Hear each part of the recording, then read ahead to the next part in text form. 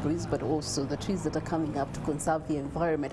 And we're challenging you as our sister station is doing so. Spark TV, as they're celebrating 5 years of their news bulletin, they're choosing to give back to the community. Question is, what are you doing to give back to the community? Well, here on Morning at NTV, we're choosing to keep you informed as our community so that you can make better decisions. Remember, an informed mind is an informed decision. Now, speaking of information, today in our Kickstarter, we're going to be looking at the role of financial markets in economic growth. And do you know what financial markets are? And do you know how exactly they actually keep the economic growth in a cycle, year in, year out, season in, season out? Actually, for them, they work in hours, seconds, minutes. That is exactly how they work. And according to the 2019 triennial report from the Bank of International Settlements, which is a global bank for national central banks, the daily trading volume for forex reached $6.6 trillion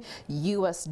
That was in 2019, shortly before COVID-19 became whoo. Now imagine if there was no COVID-19. I would like to have the imagined picture if there was no COVID-19, and my guest this morning could help me paint that picture. So one unique aspect of this international market is that there is no central marketplace for foreign exchange. You've never seen it. There's no Qatari. There's no Nakasero for it. There's no Nakawa market for it. Yet the currency trading is conducted electronically over the counter, which means that all transactions occur via computer networks among traders across the world. So you can trade with someone in the US right now where you are, and you no longer need even a computer. Your phone is the perfect computer. So rather than one centralized exchange, we want to fathom exactly how this market operates and how you can potentially tap into it. Rodin Kikomeko is here, and he's the Chief Finance with Dollarbill here in Kampala. You're most welcome, Rodin. Thank you so much. How are you? I'm quite well. Okay. Thank you for having me. It's a pleasure. So Yes. information is what we're all about this morning. And so I want to ask you a very simple, basic question. Yes, please. We see it forex exchange, dollar, what, yen, Yes. Rwanda, Kenya, Burundi. Then Yes. we see buying, selling. But so many Ugandans out there see these things on a daily, but Yes. cannot make sense of it. So Yes. help us understand, what is forex exchange? Okay. I'm by the names of Kikomeko Rodin. I'm the CFO of Dollarbill Traders Limited. And I have been in this industry for quite a while, over 5 years. But I have not been trading only the foreign exchange market. The market is quite broad. And if I'm to take you through, it could really take like an entire day. But to cut it short, basically the foreign exchange market is just the big boy among many, because the foreign exchange market falls under the financial markets. And basically these are marketplaces where you're having individuals, companies, or we can call them institutions, coming together to buy and sell different financial instruments. Okay? Mm-hmm. And I know people are wondering right now, okay, what are these financial instruments? And basically these are non-physical assets, okay, which get their value, okay, from contractual claims like bonds. Okay, that's a very good example. You can also look at company shares. Mm-hmm. That's also another good example. They are grouped under a foreign exchange market, the stock exchange market, bond exchange market. You have the commodity exchange market. People have been involved in these markets, okay, but they do not know exactly how to really efficiently make money out of them. Mm-hmm. Okay, mm-hmm. And the reason is because they do not really put in the effort to learn. Okay, the biggest challenge we face, even at the company, is that when someone reaches out and they want to come in for the My Kamani study program, it's going to take how long to learn? Because Ugandans are we're quick. We want our gains to be seen immediately. Exactly. We are not willing to go through the patience of Yes. learning, going through the cycle Exactly. of the trials, fails, tries, until you understand the Yes. system and the procedure, therefore, Yes. earn from it. Yes. So the thing is, they'll ask you, how much will I earn? But can I learn in 1 month? You can imagine you're trying to learn something that controls the world. Because when you're looking at the foreign exchange market, you're talking about the flow of money. Basically, it's that. On top, you're looking at the central banks and the governments trying to place monetary policies that can try to facilitate, okay, or to try to control the local currency against other assets, okay? And with that comes so many procedures which are under what I will call the foreign exchange regimes. Basically, it's monetary policies that are going to help, okay, influence the currency depending on the economic conditions that are present. I'll give you a very good example of COVID-19, okay? During that period, we have big players. When we talk about big players, we're talking about big central banks like the Federal Reserve Bank, okay? And during that period under COVID, you're having people locked down. Companies are closed. There's no activity. Or at least that's what we see. Exactly, you see. But there is a big game that is going on. So while we think everything is under lockdown, yes, there's an underground system that is continuously flowing. Exactly. In that line. That's the thing, because at the end of the day, money still has to flow. At the end of the day, in an effort to try to rescue the economy, the Federal Reserve Bank had to print money, printing over $2 trillion US, okay, as stimulus packages to give to the people monthly. And they were giving out money to the population. Exactly. On a monthly basis, cashing it to their account. Exactly. And yet it was quote unquote unexpected. Exactly. Yeah. That's the thing.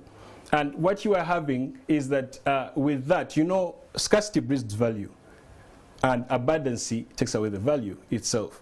Now, if you're providing so much cash and you're pumping so much cash in the economy, you're causing the dollar to lose value. And that's what happened. The dollar took a hit. It was really just falling and going down. Are you getting? Because of too much supply. Are you getting? Yet there is not so much activity that is going on, okay, to balance the other side, okay? So once that happened, they knew what was going to happen. They knew that would trigger inflation. What's happening right now was created years back, okay? And still, the decisions they're going to take are going to influence the big players to either buy or sell the actual assets. When I talk about the big players, I'm talking about institutional traders. I'm talking about the interbank market. Sorry, I'm going so deep and so fast. Yeah. Okay? But in these markets, we have two types of markets. We have the interbank side, which is the interbank market. For the big players, okay, you're having investment banks, you're having commercial banks, you're having asset managers, you're having big exchanges. And then we have the retail market, where we fall as individuals, the small money, okay? We're also trying to come into the industry and try to make a living out of it, okay? It doesn't matter, even if you have $1 million, you still fall under the retail market. So for us who don't have $1 million, yes, how much do we need to be able to potentially start engaging in this business? You will be shocked. The very first thing you have to consider, first of all, before even you think about saying that I want to make money in the financial markets, the very first thing you have to do is to work on yourself. The mindset is the issue. People come into trading treating it as, you know what, get rich quick. And that's why people there's get rich quick, and then there's the handout element, which is still in the mindset. You see, this is a business. Before institutional traders come in and take trade positions, okay, they are considering several factors, economic, geopolitical tensions that are out there, before they consider to press the button of buying or selling. They are considering price zones. This is now so expensive for this asset. This is now so cheap. I'll give you a very good example. Tesla, in March 22nd, officially launched, okay, their Berlin manufacturing plant, okay? And that is considered good fundamental news, okay? Why? It's increasing efficiency in supply and distribution of the Tesla cars in the rest of Europe. And that is a major fundamental element that is going to trigger the institutional. When I talk about the institutional, I'm talking about the BlackRocks with assets under management of over $10 trillion US. I'm talking about the Vanguards with over 8 trillion. I'm talking about largest investment banks. Okay, JP Morgan Chase, $2 trillion US. So what is going to trigger them? This is one of the things that is going to trigger them to either buy or to sell. Going back to the point that you asked, how much does someone need? The very first thing I can advise people, invest in education. learn, just like any other profession, okay? Civil engineering, neurosurgery, all these things. You took time to learn.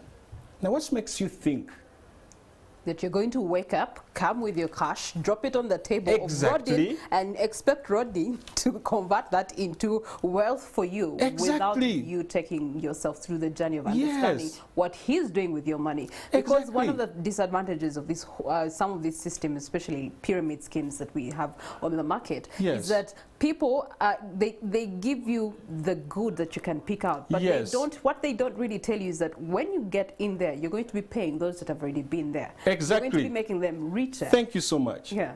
It's not that these guys are actually doing trading, and I'll make it very, very clear. It's not that these scheming guys are coming in, because what they're using this as the face. They're coming and saying, don't you know that the foreign exchange market has over $6.6 trillion in volume floating?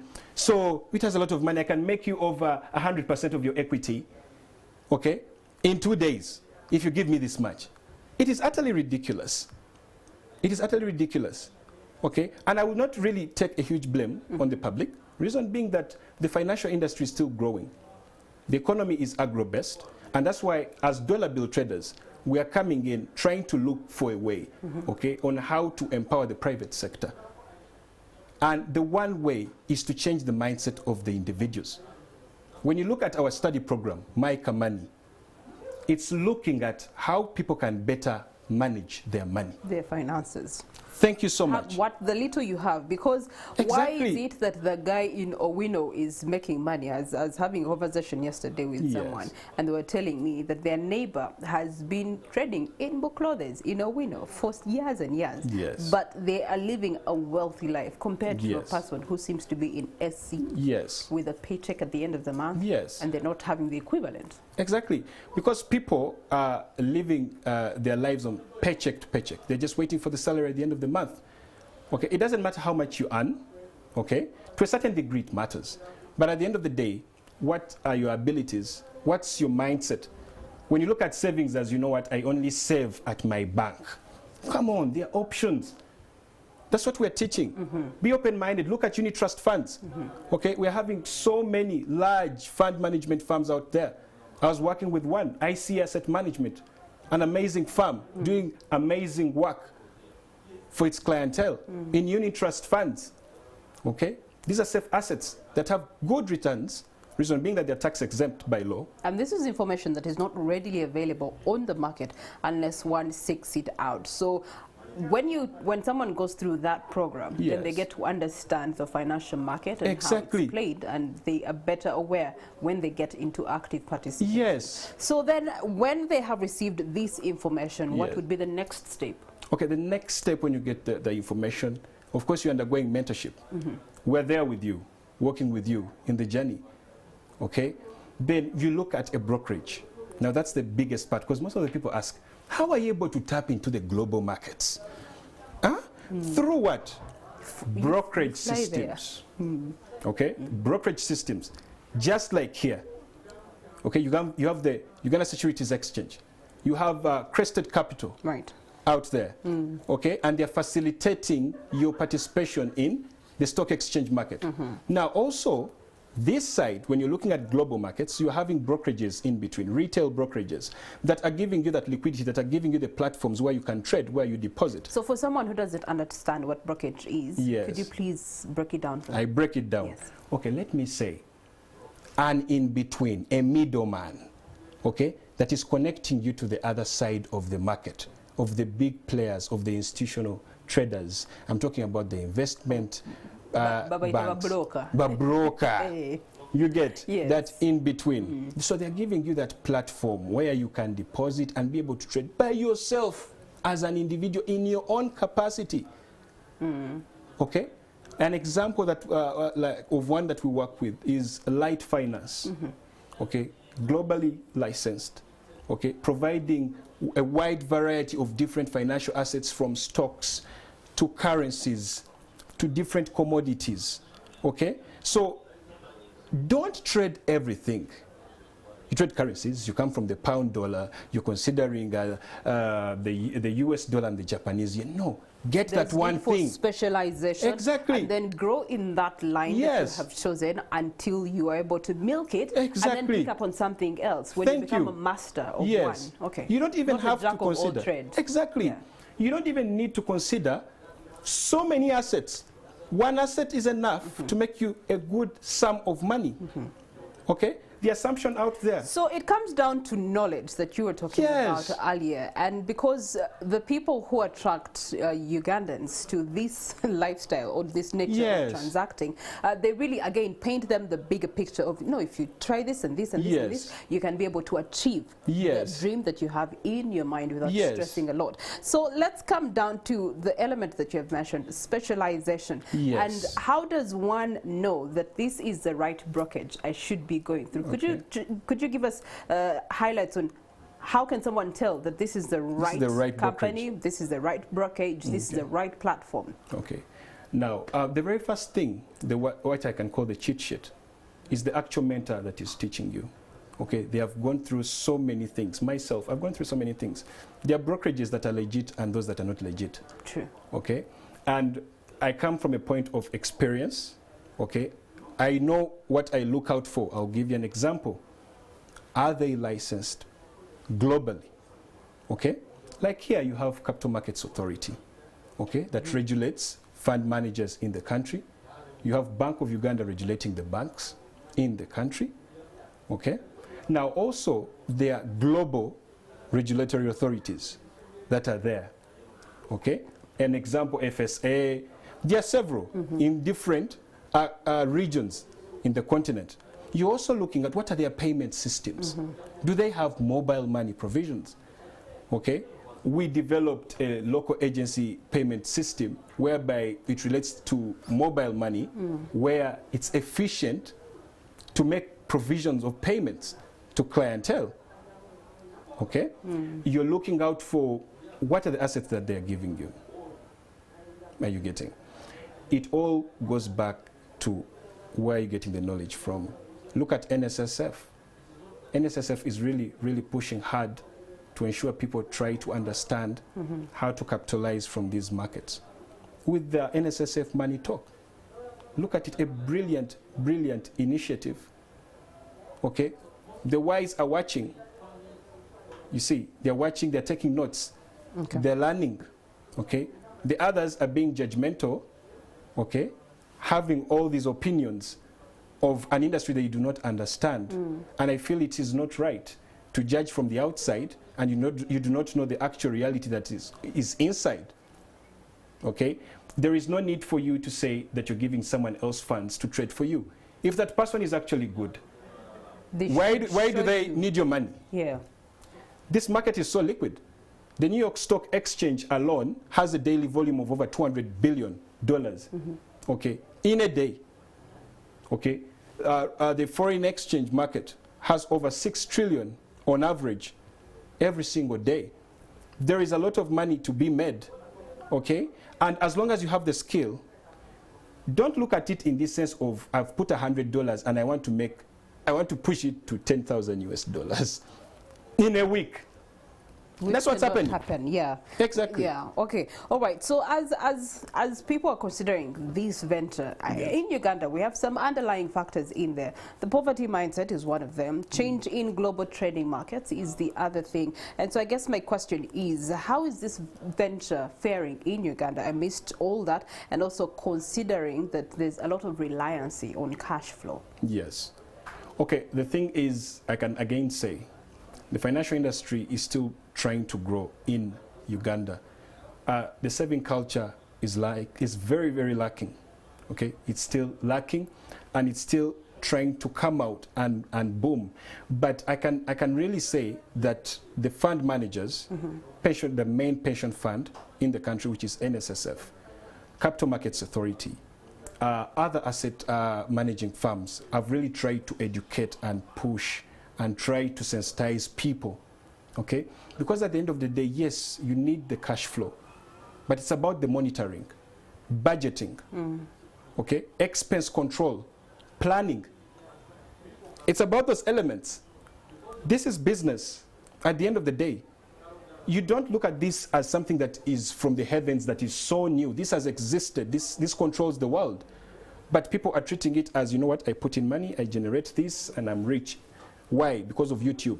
You're seeing Lamborghini boys, you're seeing these houses, I make this much. Again, they give you the end result, but they don't show you the pain that they have to go through to get that end result. Yes, and that is but at the end of the day... And that's how people are falling into the trap of it. Yes. And you know what is so sad? Is that these guys that are portraying that are just marketeers. In actual sense, they never trade. Yeah, you remind me of a story I shared earlier with someone. There's this lady on Instagram who was just showing a flashy life. And one of her followers was always inspired and wanted to be like her because she was showing that she was progressing in what she was doing behind the scenes, which no one was seeing. But the image of it, she was going to the fancier restaurants, buying the brands of bags, shoes, dress codes, and being in Paris all the time.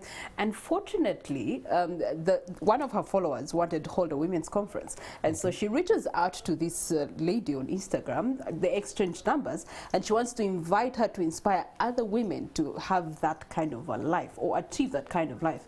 And guess what the lady told her? Like, no, actually I was thrown out of my house because I've not paid rent and I'm living in my friend's apartment on their couch. I have nothing to me. And so the image that was being sold compared to the realities is where we need to check. How do we get to the legitimate platforms? And so you talked about licensing. What else can someone look out for? You're looking out for, first of all, look at the socials, okay? The socials of these different brokerages. I'll give you a trick. The one thing you can always look out for are the comments on the socials. If, let me say, a brokerage that you would use, okay, is not giving access to people, let me say like on Instagram, to be able to make comments, it's a red flag. Why? Yes, because people right there are going to be... Private account. Exactly. If they're coming in and they're posting something, you know, normally people are going to react. People that perhaps were not paid, people that perhaps were duped or what, are going to comment. Okay, and be like, you know what, you've not yet processed my payment for this period, this and that. Why? Now, if they are not enabling it, okay, and they're hiding it, and they're making people not be able to view those, you have to look at the details. People don't pay attention to the details. Those are some of the signals, okay? But I can say that mentorship, that's why we put up the My Money program. My Money program aims at sensitizing people on how they can actually capitalize in the financial industry in general. We are tackling key concepts, okay, that have made people be stuck in poverty. Because our target is really uplifting the private sector. We believe that the private sector, empowering of the private sector, is the foundation to Africa development. That's what we believe as Dollarbill traders. So My Money is looking at teaching people how best can you budget your money? Planning. From people that are actually on ground. This is not about that I went to university and I studied with the prominent professor. I mean, so it's a person wrote a book and say that is titled What They Don't Teach You at the University. So there's a lot of things they don't teach at the university. That's the thing, because appearance versus reality. When you come to the reality and you actually know the coffee business, okay, you'll be very shocked. You will need that farmer that is back there in Masaka to give you the actual details on the different dynamics in that specific industry. Even me, in case I wanted to enter into the media industry, I would try to, you know, try to create a relationship like with you. You know, try to understand, how do you do this? You know, how are you able to present like this? How are you able to speak like this? How do you present yourself with people? You see, it's about that. Now, we understood that we're supposed to have mentors, people that have actually been on the ground, people that have actually made the money in the markets. And it's a reality. And it's a reality. And they can actually talk to you and tell you, these are the issues. This is what is there. This works or it doesn't work. Do this or do that. Okay? But if you think you're just going to go on YouTube and put in... self-teach. and self-teach. Well, it worked for Sisyphus in tennis. Yes. Anyway, as we come to a conclusion of this conversation, yes, you're talking about that program. So how can people access that program and enroll for it so that they can get the knowledge that will then settle the rest of this conversation? Okay. People and companies, not just individuals, can check us out on our social media platforms, on Instagram, on Facebook, on Twitter, all of them. Even we have a YouTube channel, all the handles. What are the handles? Exactly. Then our website has all the information that what are the handles? What should people type in? Okay. Yeah. Instagram, consider Dollarbill Traders. Facebook, consider also Dollarbill Traders. Twitter, consider Dollarbill Trades. Then we have our website, app fully running, Dollarbill Traders at gmail.com. Sorry.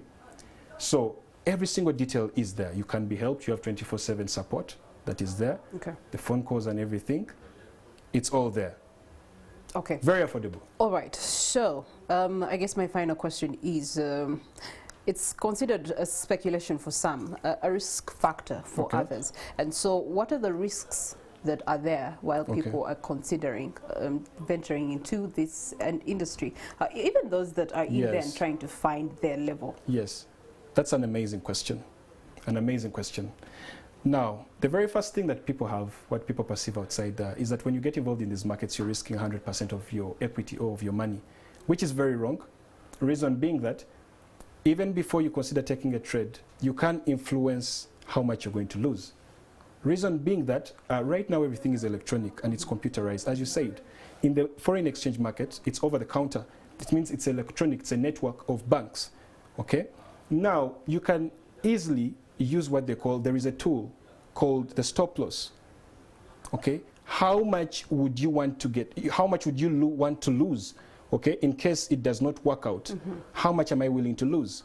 Okay, even their systems, Dollarbill itself is developing a system where it will help you, okay, automatically manage your risk. You cannot go more than, let me say, 0.8% of your equity. Even if you try to risk more than that, because the systems are also used by the banks. I'll tell you something that is very interesting. I'll bring this out, because it's a fact. Banks are the biggest players in this industry. Okay. And the biggest players are actually the investment banks, because the investment banks, they'll facilitate these trade transactions and investment transactions and decisions for the commercial banks and also for asset management firms. Okay? The banks do day-to-day what they call spot trading. That is actual buying and selling of currencies between each other. Then they do get involved in what they call speculative trading, where they're coming in for a gain. Yes. Okay, that is information. Well, if you need more information, you can contact Dollarbill on their social media platforms. Just type in Dollarbill Trades or Traders across different platforms and you'll be able to get more information, because I know this information has tickled something in you and you're inquisitive to know more so that you can have a better financial standing of yourself, and therefore you can achieve the things that you want to achieve with the ventures that you get into. And I trust that this has been very informative. Thank you so much, Rodin. Now, away from this, we want to take it to arts and culture this morning, and we are so looking forward to hearing from these guests that we have. Fina Mugirwa, who's the Secretary UMA. You do have the Chairperson of UMA, and that is Cindy Sanu. She's going to be here, and of course, the man who makes you smile. His jokes are just so ridiculous, and that is Salvador himself. He's going to be in the house, and they're going to be talking about reshaping culture and policy for arts welfare. Now, arts welfare is a very big conversation. COVID-19 unearthed so many things that are not right with the arts and culture, and so they're here to help us understand what's the way forward. With Chris Igeni, do stay with us.